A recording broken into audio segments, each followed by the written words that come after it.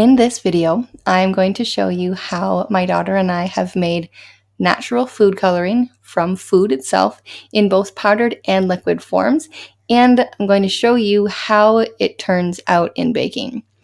As a mom of two, after choosing to not include any artificial dyes in our diet, we've been having a pretty interesting time playing around and experimenting with natural food coloring, how to make it, and also, as a homeschooling mama, this has turned out to be a really, really amazing project. We've been learning so much about color that I didn't even know. Now, of course, this is not a science lesson, but if you are interested in creating your own natural food dyes and you're interested in why it's so difficult to utilize them in food, quite often, as I've seen on YouTube, there's lots of natural food colorings used in icing. When you start using it in baking and adding heat and other ingredients, all kinds of factors come into play. So this is my daughter straining some orange peel out that we had grinded and sifted together, and this was the beginning of our experimentation journey, and to be honest, it's been a ton of fun. This is sifted, grinded orange peel. So I had just had some orange peel on the counter. I've been using it grinded up in my face scrub for a while. So when we decided to get into food coloring, it just kind of made sense to start with the orange first. So this here is the orange powder in cupcakes. Now, it doesn't really look much like it has done anything at all. And the really fun thing about baking with natural food coloring is that it never looks the way it comes out as it does when it goes in. Voila.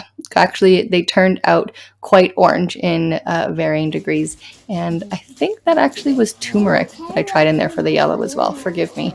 This has been, I said, quite the process. So for the orange peels, I just let the orange peels dry on the counter for, it was honestly probably a few weeks. And once they break apart really easily, you know that they're good to grind up. Now here, my daughter is eating all of the spinach. And I'm peeling, and we're going to get grating some beets. So this attempt was to make powdered food coloring. Now the powders turned out really great. Grated a bunch of beets and just let the spinach dry, and actually grated a bunch of carrots as well. And then once those were all dried, I let them dry for probably about a week. You can probably do it in a few days. Just, mama life. You start a project, you start another one, you come back to it. So everything was quite dry.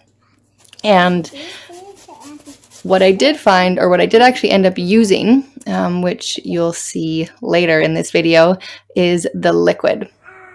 So these cupcakes here are just using the spinach powder, and I think I couldn't even tell you at this point, I probably should have taken notes, how much I actually used of the spinach powder. But again, it does turn quite green when you mix it into your cake batter or your cupcake batter, as we're doing here.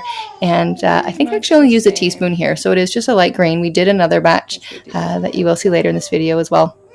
It does turn out a lot greener. So the nice thing about spinach is that it's just full of so many good nutrients and antioxidants and all good stuff that you put in a cupcake, and it is quite delicious.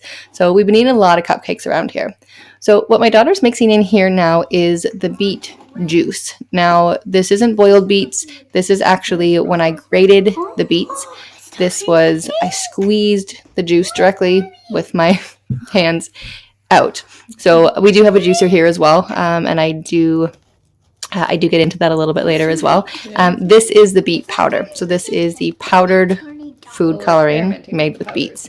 And definitely it's quite a different color than using the actual beet juice itself. Now, I haven't actually done the boiled beets. I'm sure it would probably work just as well. However, after grating all the beets that I did to make the powdered beet, we had a lot of the juice directly squeezed from the beet. So if you have a juicer, I'll, spoiler alert now, let you know, juicing is definitely the best way to go. As you can see, my daughter's been having a super fun time.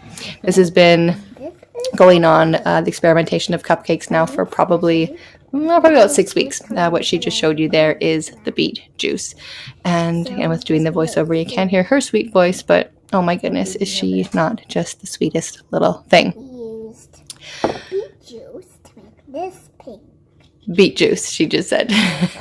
I caught that there. So again, I encourage you, if you are going to try this on your own, don't take me necessarily for face value on how everything looks compared to yours, because the batter that you use is going to make a big difference. So beet powder on the left, grated orange. No, that's the carrot powder on, then the beet juice. We have some purple cabbage juice coming into play here as well. So getting into the purples and the blues is quite fun. So, as you can see, the result coming out of the oven is very different than the result going into it. So purple cabbage is an amazing way to get a beautiful, beautiful purple color. Now, when you boil it down, basically just chop up some purple cabbage, put it in some boiling water, or you can boil it on the stove. You're going to get a beautiful purple color right away. And you can see this all over the internet. It's fantastic. When you start baking with it is when you get to have some fun, because using baking soda will actually change it to blue, or as you can see here, green as well. So if you want to play around with a little science project, even if you're not wanting to do the baking, boil down some purple cabbage, get the purple liquid, strain it out, add a little bit, depending on how much liquid you have, a quarter teaspoon to a teaspoon of baking soda, mix it up, and you'll see that it turns a gorgeous, gorgeous shade of blue. Now, the first time that we started baking here that you saw just then, I realized that I had baking powder in my batter, but not until after. That's why everything turned green. So here now we have the beet juice mixed right in. No, and also key point, not using egg yolks in this time. You see the colors are a lot better here. Not using egg yolks and only egg whites in the batter makes a huge freaking difference. I cannot stress that one enough. So also the purple and the blue has been different every single time I have baked with it, although I have continued to use the same batter, just not with the baking soda. So that purple actually turned out pretty well, and that was just boiled down purple cabbage. It makes a nice lavender color. It's always fun, as I said, to come up. So what I love about this one here is the dark blue is actually blueberries. The yellow is turmeric. The magenta there, or fuchsia, is beet juice. And then it's the spinach powder there with the green there as well. So the blueberries is just a... She's so sweet. I love her. It's just boiled down blueberries. I just put in a cup of hot water and mashed. It looked purple when it came out of the oven. It was absolutely that beautiful navy blue, which we love. So this here is my experimentation with now more carrots. So boiled down carrot on the left, actually juiced carrot there second, and then on the right here is boiled down turmeric. Now I've always used turmeric just fresh because it seems to work better, but I thought I'd try the boiled down one. So carrot juice on the left, the boiled carrot juice now on the left, and the two on the right there are different amounts of the boiled down turmeric, which found once boiled, it definitely turned more orange. If I use it fresh, it's definitely quite yellow. So you can see just the variances in the juiced carrot on the left and the boiled down turmeric on the right. Again, have some fun, experiment.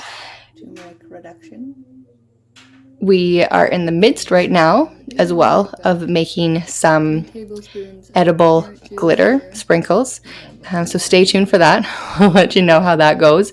Currently, it's all drying in our house right now, so stay tuned for that. And our fridge is definitely still full of all these different liquids. And if you leave them sit in your fridge for a while, some of them do tend to change. I say beets and carrots are very stable. Going back to science, again, not a science lesson, but beets and carrots are very stable, so the color will tend to sit in your fridge and stay in your food a lot better. The red and the orange, the green and the blue are definitely the least stable. And we've learned some really interesting things about color, really, in terms of wavelength and nanometers and how it reflects and which absorb into the plant and reflect out onto your eyes and all these things. So definitely here, the juice carrot was the winner for the vibrancy. And as I have discovered, boiling down the turmeric does not seem to be as effective as using just plain turmeric itself.